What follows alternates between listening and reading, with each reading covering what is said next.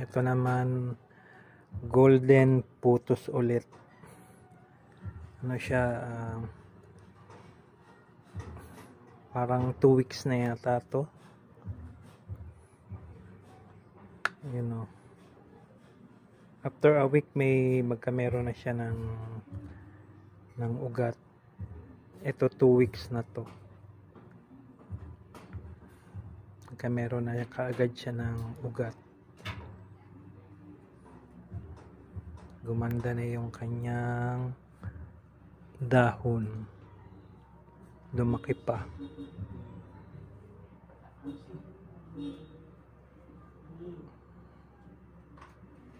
Yan o.